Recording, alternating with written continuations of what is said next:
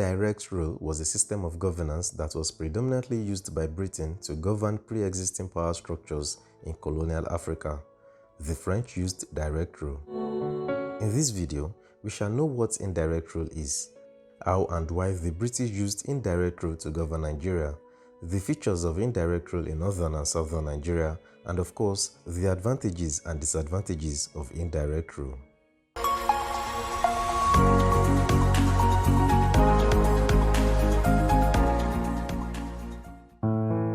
In Nigeria, the indirect rule system was introduced by the country's first Governor General, Lord Frederick Lugard, who felt that Nigeria being very big and vast would be impossible to handle if the British ruled directly. Lugard introduced the indirect rule system around the year 1906 when he was High Commissioner of the Northern Provinces of Nigeria. Hence, he employed the services of traditional rulers with their traditional political system who would rule their areas and be subject to the orders of the British administration. Indirect rule operated thus. The British governors made the traditional rulers intermediaries between them and the people and allowed the people to retain their cultures. They did this to ensure that the people see them less as intruders but as partners with the traditional institutions already in place. It is important to note that they only did this regarding chiefs that welcomed them with open arms. Others who didn't were either banished or killed and then replaced. In the north, the political administration system was highly centralized and it had the full cooperation of the people. There was also a tax system already in place.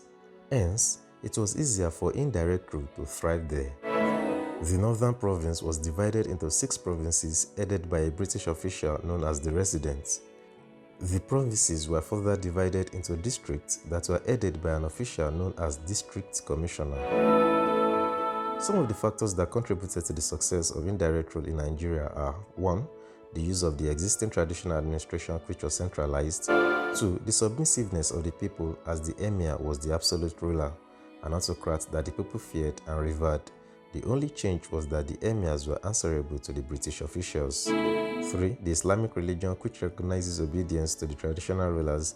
And finally, a well-organized system of taxation as the money generated from the taxes was used for the running of the government by the British. As a result of these factors, indirect rule thrived in northern Nigeria and governance was pretty much straightforward. However, in the south, it was a little bit complicated. Southern Nigeria was not as homogeneous as the north. It was divided mainly into the west and east. So, how was indirect rule in these regions? In the east, there was no centralized system of governance.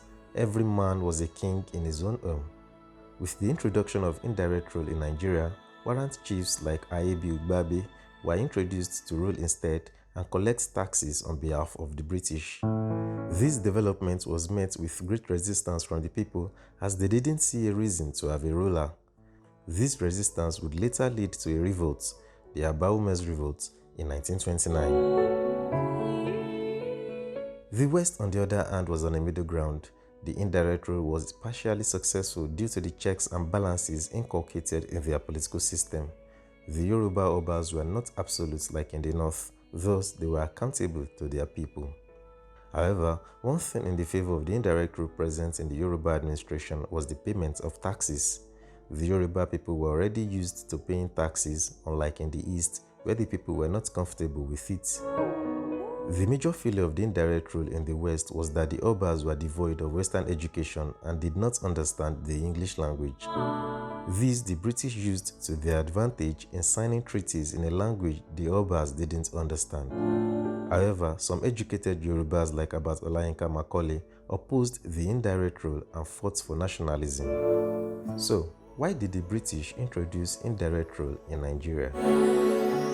Due to a lack of adequate personnel, the British administration could not rule directly in Nigeria because of the vastness of the lands and the population of the people.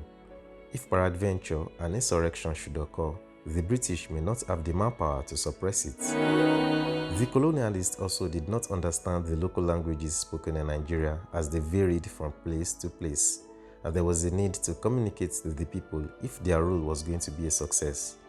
Hence, the indirect rule, needing only a few interpreters to communicate with the rulers.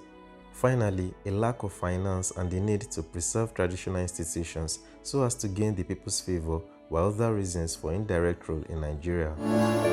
In addition, it was easier to rule the people through these traditional institutions. Now, let us take a look at some of the advantages and disadvantages of indirect rule in Nigeria. 1. The traditional mode of operation was modernized and new policies were adopted to administer the governance of the localities. 2. A lot of the traditional practices which were inhumane and wrong were criminalized and stopped. 3. Indirect rule was way cheaper than the direct rule as finances were not enough to employ officials that would aid in the ruling full-time.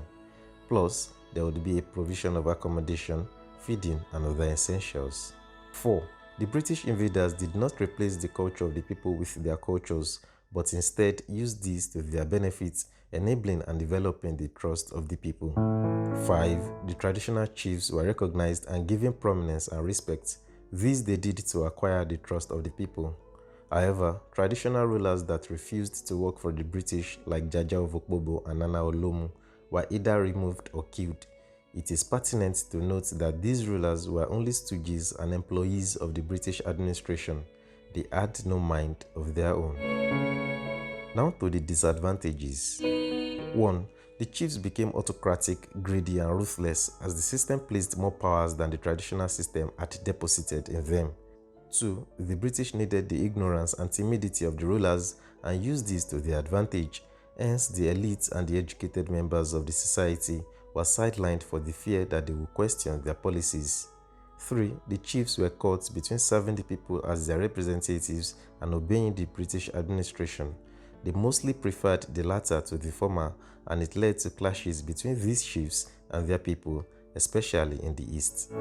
Finally, the chiefs and emirs, due to the benefits and autocratic model of governance they enjoyed, contributed mainly to the delay in the constitutional development advocated for by the early nationalists. In summary, indirect rule was a kind of rule where existing tribal structures and traditions were used as channels for establishing rules and regulations, while the British officials worked behind the scenes and could exercise veto power. In some cases, the British designated a person to act as chief in settings where there was no clear hierarchical structure in place.